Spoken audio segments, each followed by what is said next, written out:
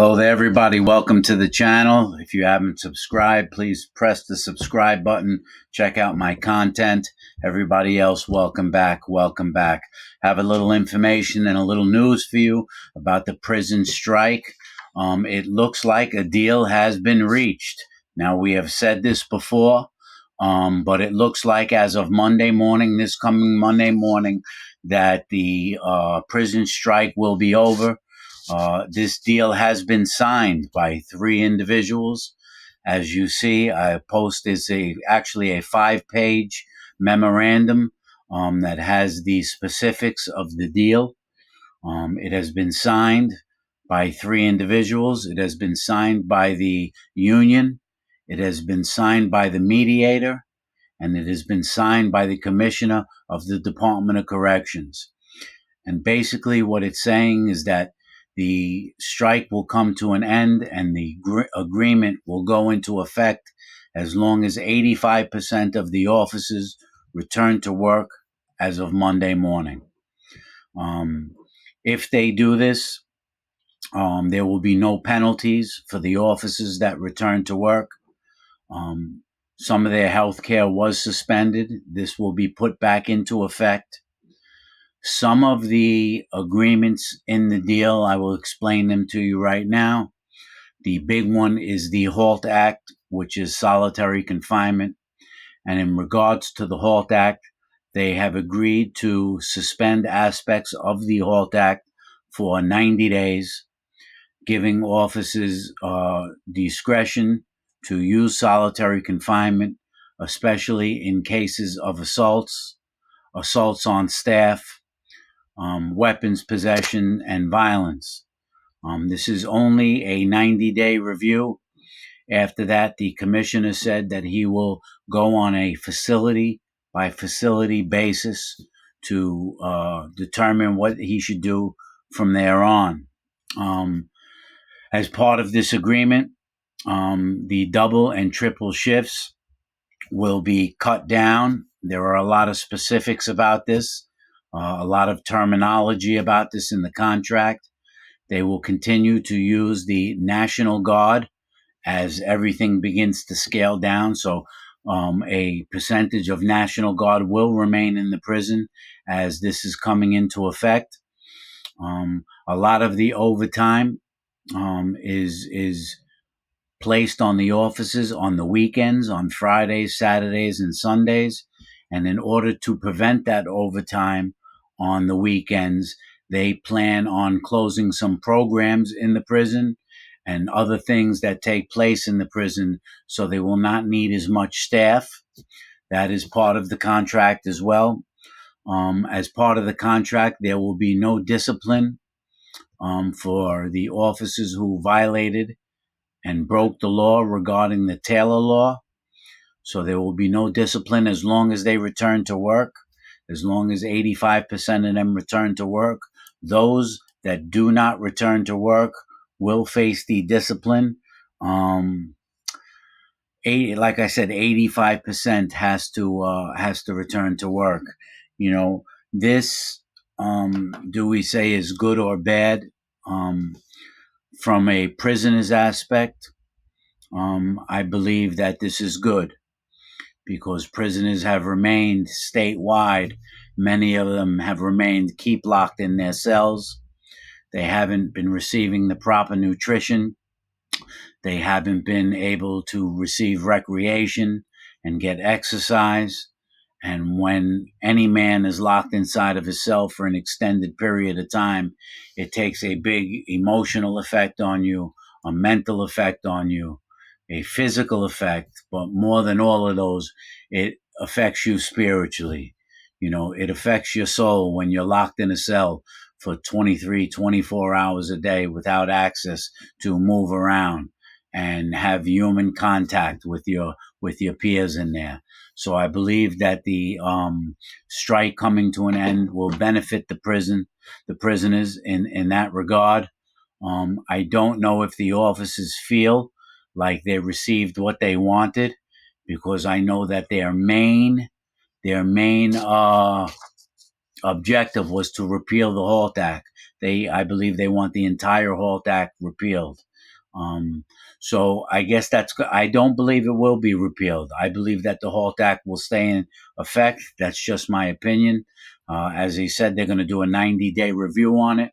But the reason that I believe that it will stay in effect, at least most of it, is because the HALT Act was put into place not just by the state of New York, but by the United States of America and the United Nations and prisoners' rights groups who have determined through psychologists and psychoanalysts that evaluated what long-term um, solitary confinement does to someone mentally. That's why they brought the HALT Act into the United States. The HALT Act was something that many other countries used, that they would not confine a prisoner for more than 15 days because of the long-term effects that it would have on a prisoner mentally and physically. So other parts of the world had enacted the HALT Act some time ago, even years ago, and it finally trickled down to the United States. And because so many people were behind the HALT Act, and it took legislature and a governing body, excuse me, to put it into effect, I don't believe that it will be that easy to overturn. Um, my concern is that when the officers go back to work, will there be animosity with the prisoners? Um, because as you know, during this strike, there were approximately 7 inmate deaths, not all at the hands of correctional officers, but there were some beating deaths from correctional officers at Mid-State Correctional Facility. There was also a very bad assault at Mid-State Correctional Facility where they broke a prisoner's fingers and fractured his skull and broke his ankle, which is still under investigation by the governor. And then there was, of course, the Robert Brooks case. And so, is there going to be animosity when the prisoners, when the officers return? Of course, I hope not. And I don't believe there will be. I think this is going to be a settle down period for everyone. I think that my message is if you have a loved one in prison, if you have a husband or a sister or a brother or a cousin or a nephew or a friend, whoever you may know in the prison system, I think it's very important that you have a meaningful talk with them about carrying themselves the correct way in prison. I have always said that if you carry yourself like a man in prison and you live with some humility, those officers that are looking to start trouble will go past you. And I do find that to be true during my own 17 years in prison. In other words, don't be the prisoner with the big mouth. Don't be the prisoner that tries to argue with them. Don't be the prisoner that wants to fight back. Don't be the prisoner that acts like you're still on the street, right? Just yes, sir, and no, sir, them to death right now, because it is not the time to create more tension. It is the time for all, as the old saying goes, can't we all just get along? I'm not saying it's going to be happy go lucky, but it is time to ease the tension right now, allow the officers to come back into work, and allow the prisoners to gain the small amount of rights that they have. And so hopefully we can look at this as hopeful. As I'm saying again, as of Monday morning, the strike should come to an end. The deal will be put into effect as long as 85% of the correctional officers return to work. It's about 20 days that this has been going on at this point, and I believe that the officers do want to get back to work. I believe many of them were afraid that they were going to lose their jobs permanently, and which is a scary feeling for anyone in the world, not just correctional officers. When you see that you're really going to lose your job, and maybe the governor wasn't budging, and the system wasn't budging, that they felt we better make a deal. So who received the better end of the deal? Did the governor receive the better end, or did the correctional officers receive the better end? Well, the correctional officers received more money for themselves. They received 2.5 times the pay for overtime. Also in this contract is that when a new recruit finishes, he gets a $1,500 bonus to become a correctional officer, and then another small bonus, I believe, that was in the contract. So there's a lot of little technicalities in there. My concern is the solitary confinement. That's my concern. I don't want the solitary confinement abused by officers, which is something that has transpired in the past a great deal. Solitary confinement was abused by officers. They would put many nonviolent people in solitary confinement, and there's no need to put non-violent people in. The reason to put someone is in solitary is if they are a danger to themselves, they are a danger to the population, or they are a danger to the staff. And obviously, a non-violent person doesn't pose that danger, and they shouldn't use solitary for someone who's non-violent. And for someone who's violent, they said the 15 days weren't enough. In some instances, I can agree with that. If you have a prisoner who's running around stabbing people, if you have a prisoner who's running around throwing feces in an officer's face, if you have someone who's assaulting staff, 15 days isn't enough. But I don't believe that person should be thrown in solitary confinement with no possessions, with the light on 24 hours a day, because then it becomes torture. And it's not about torture, it's about removing the danger from the general population. So I think there's a lot that needs to be worked out, and on both ends. And that's what a good agreement, uh, results in, is when both sides get a little bit of what they want. And hopefully that's the case. So, as they said, and I posted in previous videos, we thought the strike was coming to an end. But this time, as you see, it was signed by the three individuals, and hopefully it will be put into effect. If it doesn't go into effect, don't blame me for making the video. I'm going with the information that I just received and that was put out there.